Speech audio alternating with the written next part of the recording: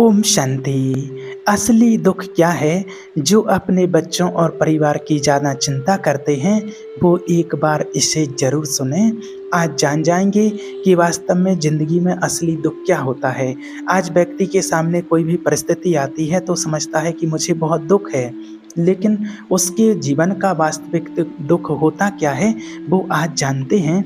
देखिए, सुख और दुख एक ही सिक्के के दो पहलू हैं। सुख और दुख हमारे जीवन में लगातार आते ही रहते हैं और हमें लगता है कि हमारे जीवन में हजारों दुख हैं, हजारों समस्याएं हैं। लेकिन अगर आप वास्तविक तौर पर देखें और अगर आप इस बात को अच्छी तरह से समझें तो आप यह समझ पाएंगे कि हमारे जीवन में केवल एक ही दुख होता है। और वो कौन सा दुख है और उस दुख का निवारण क्या है, उस दुख का समाधान क्या है। तो आज हम यही जानेंगे कि वास्तव में हमारे जीवन का असली दुख क्या होता है और उस दुख का समाधान क्या है। देखिए, एक समय की बात है, एक गांव में एक व्यक्ति रहता था। उसका नाम हरिहर था। वह बड़ा आलसी था और अपने जीवन से बहुत निराश था।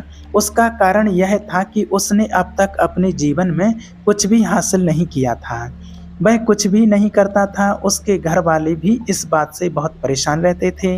वह चाहते थे कि वह बाहर जाकर कुछ अच्छा काम करे, कोई अच्छी नौकरी करे, लेकिन वह उनकी एक नहीं सुनता था। उसके घर वाले दूसरों का उदाहरण देकर उसे ताने मारते थे, उसे तरह तरह की बातें कहते थे, लेकिन उसे कोई फर्क नहीं पड़ता था। जबकि उसके सारे मित्र कामयाब हो चुके थे। कोई अच्छा व्यापार कर रहा था तो कोई अच्छी नौकरी कर रहा था, जिस कारण जब भी वह लोग मिलते थे तो वे लोग अपनी बढ़ चढ़कर बड़ाई किया करते थे। लेकिन हरिहर कुछ करता नहीं था, जिस कारण जब भी कोई उससे पूछता था कि तुम क्या कर रहे हो तो वह कुछ करता तो था नहीं। इसलिए वह हमेशा सबसे केवल एक ही बात कहता था कि मैं कोशिश कर रहा हूँ, लेकिन उसकी कोशिश का कोई भी फल किसी को नज़र नहीं आ रहा था। देखते ही देखते अब ऐसा समय आ चुका था कि हरिहर सभी से मुंह छुपाता रहता था, ताकि उससे कोई यह ना पूछ ले कि तुम क्या करते हो। इसलिए वह कभी किसी के सामने भी नहीं आता था। धीरे धीरे उसका मन दुखी होने लगा था। हरिहर अब बहुत निराश रहने लगा था, मानो वह इस धरती पर बोझ है। इसलिए वह अपने आप को बहुत अकेला महसूस करता था। एक दिन उसके मन में यह भी विचार उत्पन्न होने लगे कि मेरे हाथों में कुछ नहीं है तो मैं क्या कर सकता हूँ। अकेले बैठकर वह रोता रहा और भगवान को दोष देता रहा। एक दिन छुपता छुपाता हुआ घर से निकलकर कहीं जा रहा था। तभी उसने रास्ते में देखा कि एक महात्मा जी लोगों को प्रवचन दे रहे हैं और प्रवचन में वह दुख की बातें कर रहे हैं। हरिहर अपना मुंह छुपाकर वहीं पर खड़ा हो गया ताकि उसे कोई देख ना ले और चुपचाप उन महात्मा जी की बातें सुन रहा था। महात्मा जी सभी को प्रवचन में कह रहे थे कि दुख हमारा सबसे बड़ा साथी है। हमें दुख अपने जीवन के बारे में समझाता है और हमें सही जीने का तरीका बताता है। दुख हमारे गुरु की तरह है, जिससे हमें सीखना चाहिए। आप चाहें तो अपने जीवन में अपने दुखों को अपना गुरु बना सकते हैं और उससे सीख सकते हैं, या फिर आप चाहें तो अपने दुखों पर बैठकर रो सकते हैं। लेकिन इससे आपको कोई लाभ नहीं मिलेगा, बल्कि आप दिन प्रतिदिन और कमज़ोर होते जाएंगे, निराश होते जाएंगे। हरिहर छुप छुप कर उन महात्मा जी की बातें सुन रहा था। जैसे ही उपदेश खत्म हुआ, हरिहर उन महात्मा जी के पास पहुंचा और कहने लगा, हे महात्मा जी, अभी आप कुछ देर पहले दुख को गुरु बता रहे थे। आप कह रहे थे कि दुखों से हमें सीखना चाहिए, हमें उन्हें अपना गुरु बनाना चाहिए। लेकिन मैं भी तो अपने दुखों से परेशान हूँ, अपने जीवन से परेशान हूँ। मैंने अब तक जो दुख झेले हैं, मुझे तो कभी ऐसा प्रतीत नहीं हुआ कि मेरे दुख मुझे कुछ सिखला रहे हैं, बल्कि मुझे तो हमेशा यही लगता है कि वह मुझे पीड़ा दे रहे हैं, तकलीफ दे रहे हैं। और दुख की पीड़ा बहुत भयंकर होती है। ऐसा लगता है जैसे अब इसके बाद हमारा जीवन समाप्त हो जाएगा, इसके बाद हमें कुछ नहीं मिलने वाला है और यहाँ तक कि हमें मृत्यु भी उसके सामने कम लगने लगती है। जब लोग ताने मारते हैं, जब लोग यह कहते हैं कि तुम क्या कर रहे हो, तो मन को बहुत ठेस पहुंचती है और मैं उनसे कुछ नहीं कह पाता हूँ। हरिहर की बातों को सुनकर महात्मा जी कहते हैं, बेटा तुम्हें क्या दुख है और तुम दुख के बारे में ऐसी बातें क्यों कर रहे हो। हरिहर ने अपने ऊपर बीती हुई सारी बातें उन महात्मा जी को बता दी और कहने लगा, हे महात्मा जी, क्या आपके पास मेरे दुख का कोई समाधान है। हरिहर की बातें सुनकर महात्मा जी मुस्कुराए और कहने लगे, बेटा जब तुम्हारे जीवन में असली दुख आए तो तुम मेरे पास आना, मैं तुम्हारी दुख का समाधान अवश्य करूँगा। उन महात्मा जी की बातें सुनकर हरिहर अचरज में पड़ गया। उसे यह समझ नहीं आ रहा था कि क्या उसने अब तक जो दुख झेले हैं, जो दुख देखे हैं जीवन में, क्या वो असली दुख नहीं हैं। उसने जो अब तक पीड़ा झेली, लोगों के ताने सहे हैं, जो तकलीफ़ें उठाई हैं, क्या वह असली दुख नहीं हैं। आगे वह मन ही मन अपने आप से कहता है कि जब मुझे अपने नहीं समझ पाए तो यह महात्मा जी मुझे क्या समझेंगे। इतना सोचकर हरिहर वहाँ से अपने घर की ओर चला आया। अब हरिहर लोगों के ताने सुन सुनकर बहुत थक चुका था, वह बहुत निराश हो चुका था, जिस कारण उसने निर्णय लिया कि वह अब कुछ करके दिखाएगा। उसने अपने पिता से थोड़ा सा रुपया उधार लिया और उस रुपये से उसने एक व्यापार शुरू किया। उसके पिता बहुत खुश थे कि कम से कम मेरा बेटा कुछ करने का प्रयास तो कर रहा है, लेकिन उसे व्यापार में कोई सफलता नहीं मिल रही थी, जिस कारण वह बहुत ही हताश हो चुका, वह बहुत निराश हो चुका था।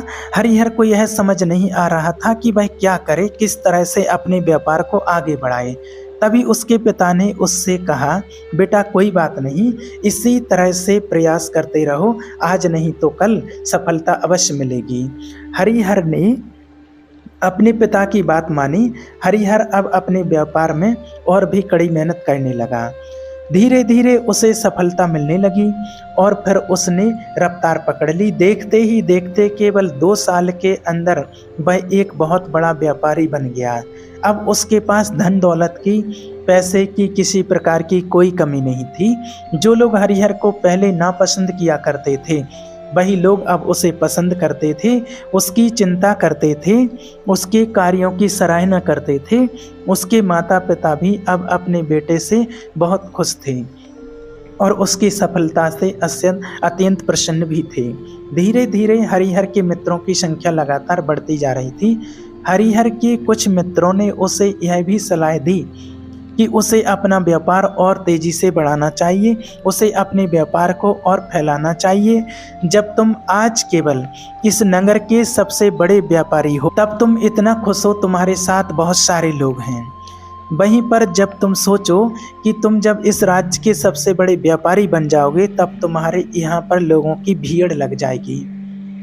लोग तुमसे मिलने के लिए समय निकालेंगे, यहाँ तक कि इस राज्य का राजा भी तुमसे मिलना चाहेगा, तुम्हारी तारीफ करेगा और यदि कभी ऐसी ज़रूरत आ पड़ी तो वह तुमसे उधार धन लेने के लिए भी अवश्य आएगा। हरिहर को अपने दोस्तों की यह बात बहुत पसंद आई। हरिहर ने सोचा कि मेरे दोस्त सही कह रहे हैं, मुझे अपने व्यापार को और बड़ा करना चाहिए और फैलाना चाहिए, तभी तो हर कोई मेरे बारे में जान सकेगा, हर कोई मुझे पहचान सकेगा। उसने बिना देरी किए, समय को बिना गंवाए अपने व्यापार में और मेहनत करने लगा। लेकिन अब की बार उसके मन में धैर्य नहीं था, जिस कारण उसने कुछ अनुचित कदम उठाए ताकि उसका व्यापार जल्दी से जल्दी और बड़ा हो जाए। उसने कई लोगों से अधिक मात्रा में धन उधार लिया और जिससे उसके ऊपर काफ़ी कर्ज बढ़ चुका था। और इतना ही नहीं, वह यहाँ पर नहीं रुका। उसने अधिक से अधिक मुनाफा कमाने के चक्कर में अपने माल की गुणवत्ता को भी खराब कर दिया, जिससे अब उसके माल में वह बात नहीं रह गई थी जो पहले हुआ करती थी। लेकिन वह अपने मित्रों की बात सुनता रहा, जैसा उसके मित्र कहते थे वह वैसा ही करता जा रहा था। यहाँ तक कि उसने अपने व्यापार को और भी तीव्रता से बढ़ाने के लिए अपने दूसरे छोटे व्यापारियों के खिलाफ षड्यंत्र भी रचना शुरू कर दिया, जिस कारण उसके मन में अब पहले जैसा वह सुकून नहीं था। उसे अब रातों को नींद नहीं आती थी। अब उसके मन में केवल एक ही विचार रहता, किस तरह से उसका व्यापार पूरे राज्य में फैल जाए और वह इस राज्य को सबसे बड़ा व्यापारी बन जाए। इसलिए वह दिन रात केवल इसी में लगा रहता था, इसी में मेहनत करता रहता था कि उसका व्यापार जल्दी से जल्दी और बड़ा हो जाए। हरिहर के पास नौकर चाकर सभी सुख सुविधाएं थीं, लेकिन उसके बावजूद भी उन चीज़ों का लाभ नहीं उठा पा रहा था, क्योंकि उसका पूरा ध्यान केवल व्यापार को उन्नति पर ले जाने के लिए था। एक दिन हरिहर एक मार्ग से गुजर रहा था, तभी रास्ते में हरिहर को उन महात्मा का आश्रम दिखाई पड़ा। तभी रास्ते में हरिहर उन महात्मा जी के पास गया और उनसे कहने लगा, महात्मा जी, आपने कहा था कि जब मेरे जीवन में कोई असली दुख आए तब मैं आपके पास आऊं। आज इसलिए मैं यहाँ पर आया हूँ। आज मैं बहुत दुखी हूँ, बहुत चिंतित हूँ, बहुत टेंशन में हूँ, रातों को सो नहीं पाता, मेरे पास सब कुछ होते हुए भी मैं उनका लाभ नहीं उठा पाता। उसने अपनी सारी बातें महात्मा जी को बताई। महात्मा जी हरिहर से कहते हैं, बेटा, जब तुम पहली बार आए थे तब भी तुम बहुत दुखी थे, लेकिन तब तुमने अपने दुख से क्या सीखा? महात्मा जी की बातें सुनकर हरिहर बोला, महात्मा जी, जब मैं अपने जीवन से कुछ नहीं कर पा रहा था तब मैंने अपने दुखों से यही सीखा था कि केवल सोचने मात्र से कुछ नहीं होगा, उसके लिए हमें कुछ करना ही पड़ेगा और केवल कोई कर्म करना ही सफलता नहीं है, उस कर्म को उसके अंजाम तक पहुंचाना हमें सफल बनाता है। फिर चाहे रास्ता कैसा भी हो, फिर चाहे परिस्थितियां कैसी भी क्यों ना हो, फिर चाहे कितनी ही बाधाएं क्यों ना आए आपके रास्ते में, चाहे ऐसा क्यों ना लगने लगे कि अब हमारे जीवन में कुछ नहीं बचा, हम कुछ नहीं कर सकते, तब भी हौसला बनाए रखो, उम्मीद नहीं छोड़ना चाहिए और अपने कार्य पर डटे रहना चाहिए। यह सोचकर कि जब तक मैं अपने कार्य को सफल नहीं कर लेता, जब तक मैं अपने लक्ष्य तक नहीं पहुंच जाता, तब तक मैं इस कार्य को करता रहूँगा।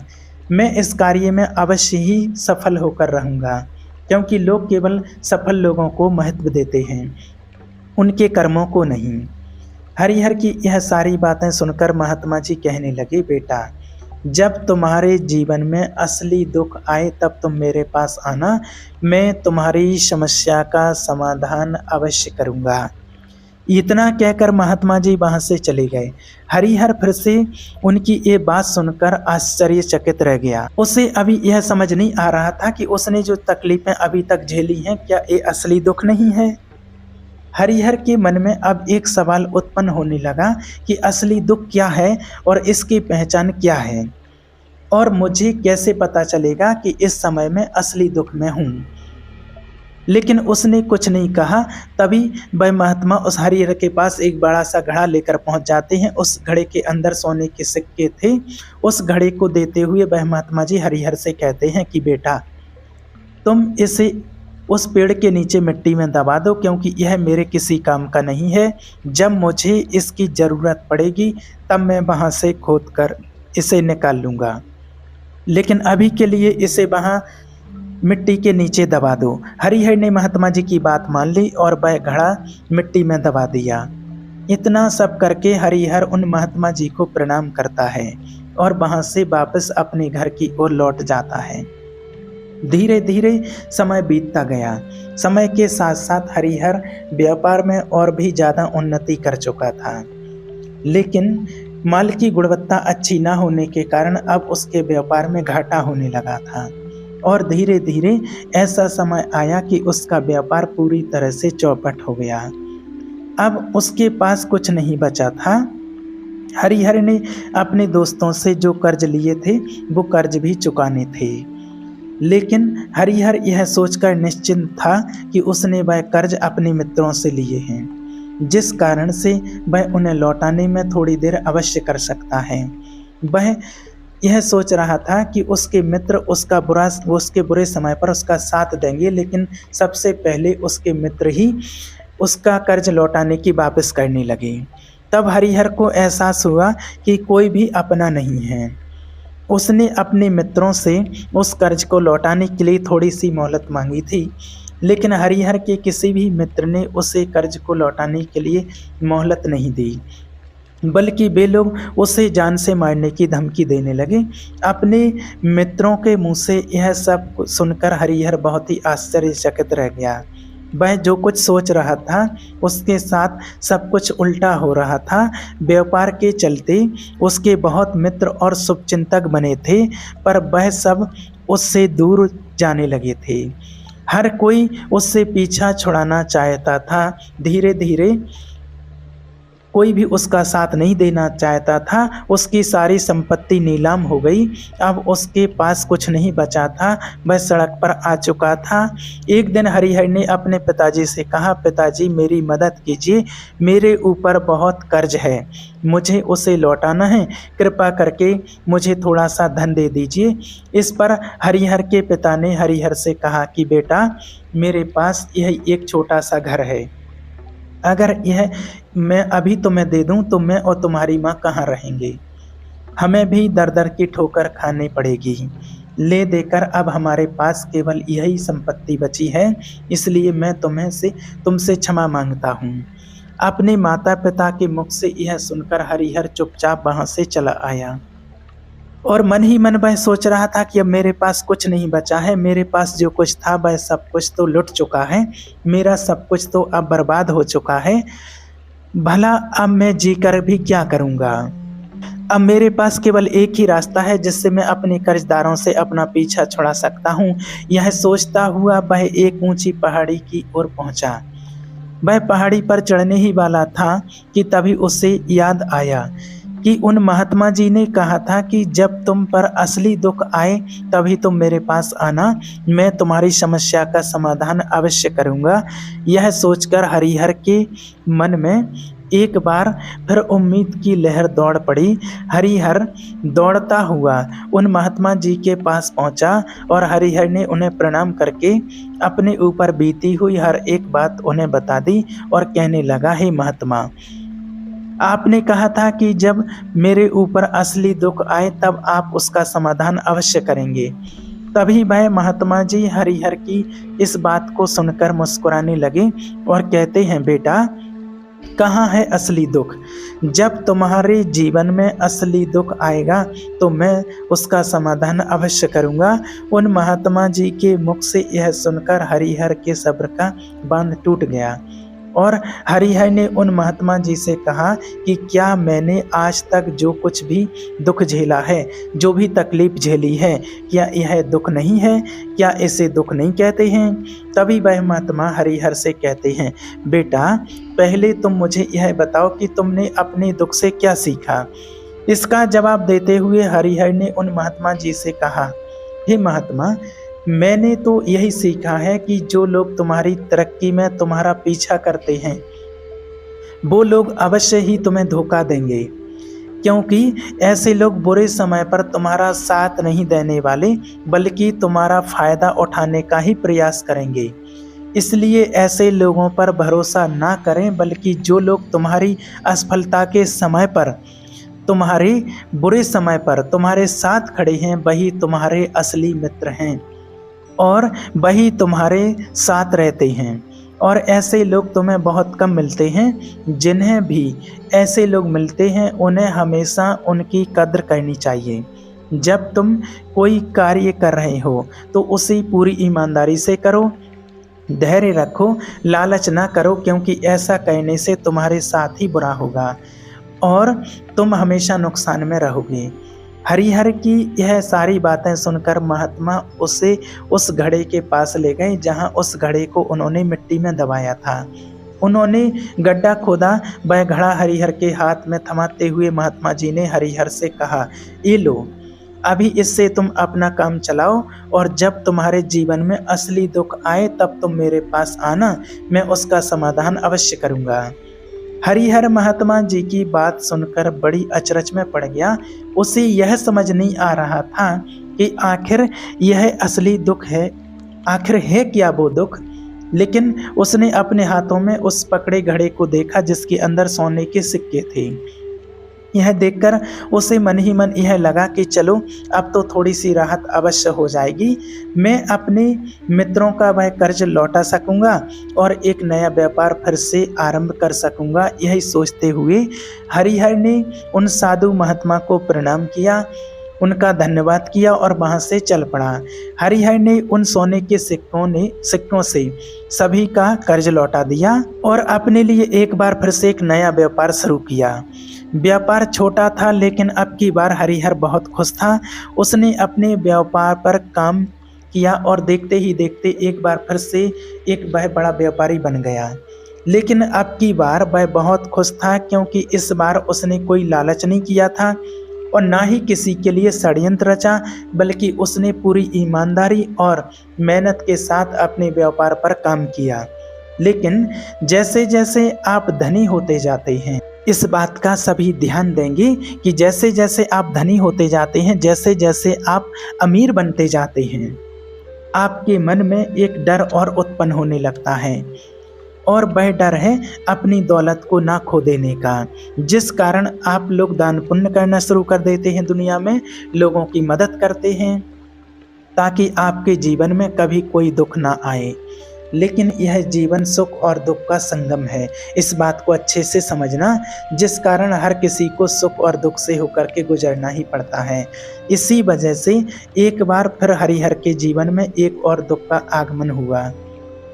अब की बार उसके माता और पिता दोनों की मृत्यु हो गई। हरिहर अपने माता पिता से बहुत प्रेम करता था, इसलिए उसके मन को बहुत गहरा आघात पहुंचा। जब आखिरी बार वह उन्हें देख रहा था तो उसके मन में हजारों सवाल उत्पन्न होने लगे।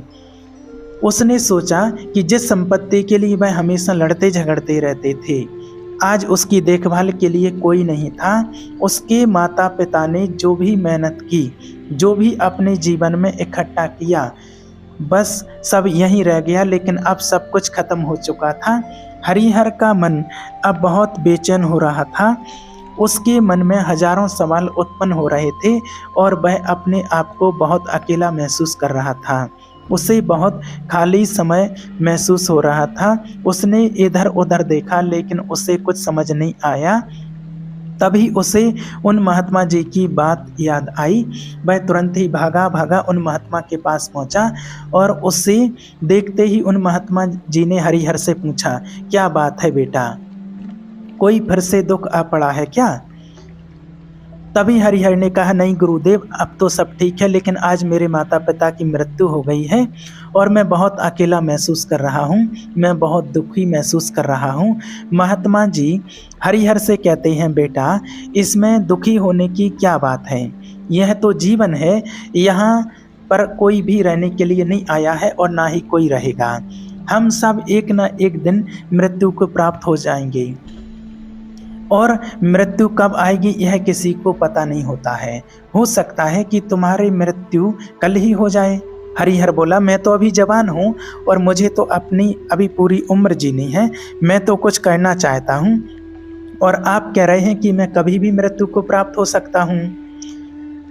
मृत्यु कभी किसी की उम्र देखकर नहीं आती है और ना ही किसी को बताकर आती है। सारी बातें सुनकर हरिहर और भी ज़्यादा बेचैन हो गया और वह चुपचाप वहाँ से चला आया। उसके मन का वह खालीपन अभी वैसा ही था। हरिहर अपने आप को बहुत अकेला महसूस कर रहा था।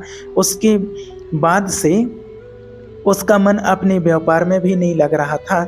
जब भी वह कोई कार्य करने लगता तो उसके मन में बहुत सारे प्रश्न उठने लगते कि वह क्या कर रहा है, क्यों कर रहा है और उसने इस कार्य को क्यों किया है। और उसके मन में अब एक और प्रश्न उत्पन्न होने लगा था कि क्या हम यहाँ केवल इसीलिए आते हैं कि इस जीवन को भोगें और एक दिन मृत्यु को प्राप्त हो जाएं। जीवन का असली मतलब क्या है? उसने कई विद्वानों से पूछा, अपनी तरफ से जो भी मुमकिन हो सकता था खोजबीन की, लेकिन उसे कोई संतोषपूर्ण जवाब नहीं मिला। और जब उसे कोई जवाब नहीं मिला तो उसका दुख और भी बढ़ गया, जिस कारण उसके मन की बेचैनी और भी बढ़ चुकी थी और उसे यह समझ नहीं आ रहा था कि वह अब करे और कहाँ जाए और किससे पूछे। तभी उसे फिर से महात्मा जी की याद आई।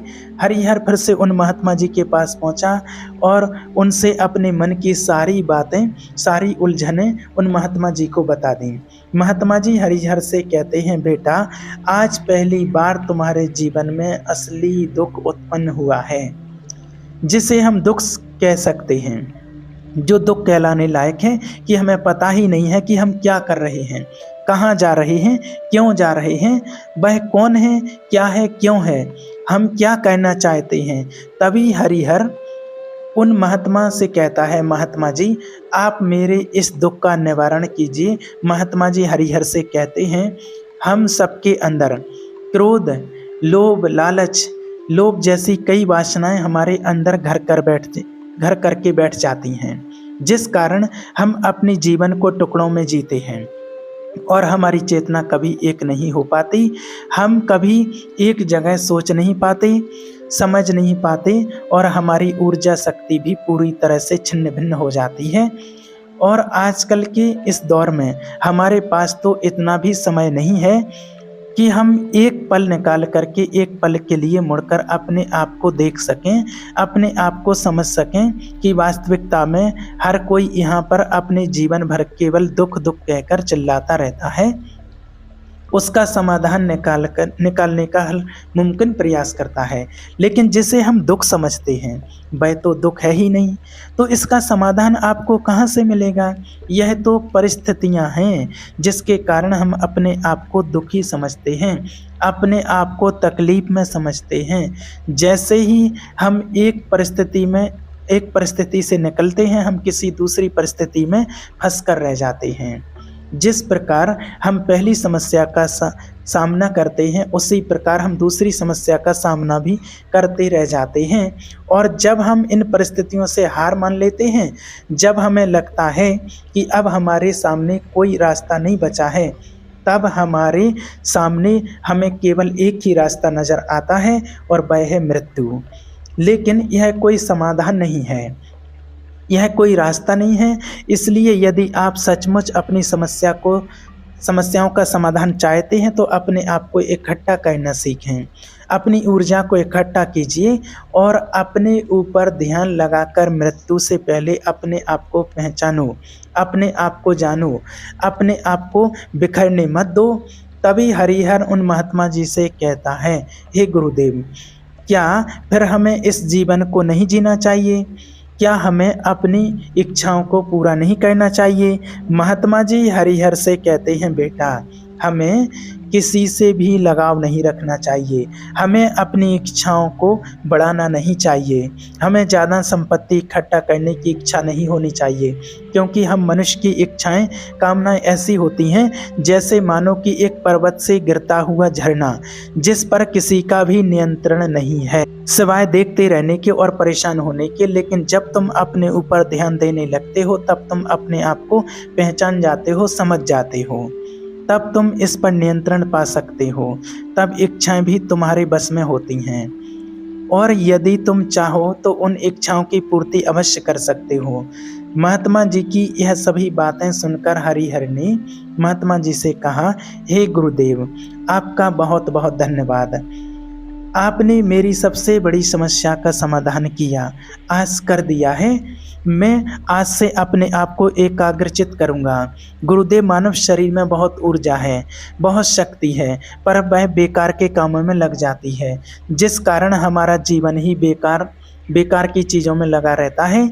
लेकिन हम कभी भी इस पर अपना ध्यान नहीं देते हैं, हम कभी भी अपनी ऊर्जा को केंद्रित नहीं करते हैं। हमारा जीवन भी कुछ ऐसा ही है। हम अपने जीवन में हमेशा ऊपर वाले से सवाल करते रहते हैं कि हमारे जीवन में इतना दुख क्यों है, हम सभी के जीवन में इतना दुख क्यों है। हम सभी के मन में यह सवाल तो अवश्य उठता है और इसका जवाब है कि वह ईश्वर यह चाहता है कि हम अपने जीवन के अंतिम दुख तक पहुंच सकें, उस गहराई तक पहुंच सकें जहां पर हमें यह पता चल सके कि हमने अभी तक अपने आप को नहीं जाना, अपने आप को नहीं पहचाना। मानव शरीर के अंदर जो ऊर्जा है, वह जो शक्ति है, उसके बारे में हम अभी तक नहीं जानते। हम अपने आप को चाहें तो एकत्रित कर सकते हैं, अपने आप पर नियंत्रण पा सकते हैं, लेकिन हम अपनी इस ऊर्जा शक्ति को व्यर्थ की चीज़ों में लगा देते हैं, जिस कारण हम अपने आप को कभी नहीं पहचान पाते और ना ही कभी अपने आप पर नियंत्रण पा सकते हैं। लेकिन यदि आप अपने आप को जानना चाहते हैं, अपने आप को पहचानना चाहते हैं, तो पहले आपको खुद को एकाग्रचित करना होगा, अर्थात ध्यान लगाना होगा, मेडिटेशन करना होगा। मेडिटेशन ध्यान से ही आप अपनी उन समस्याओं का समाधान निकाल सकते हैं जो आपके जीवन में आती हैं। तभी आप अपने आप को पहचान सकते हैं, जान सकते हैं कि वास्तव में आप हैं कौन। हम एक शांत स्वरूप आत्मा हैं, उस परमात्मा की संतान हैं। अपने जीवन के हर दुखों का समाधान भी कर सकते हैं। जब तक अपने आप को नहीं जाना तब तक आपको अपने बारे में समझ में नहीं आएगा और आप दुखी रहेंगे और आपके दुख का आपको पता भी नहीं चलेगा। इसलिए अपने आप को एकाग्र करके एकांत में बैठ करके परमात्मा का चिंतन कीजिए, भगवान का ध्यान कीजिए, आपकी सारी समस्याओं का समाधान आपको मिल जाएगा। ओम शांति।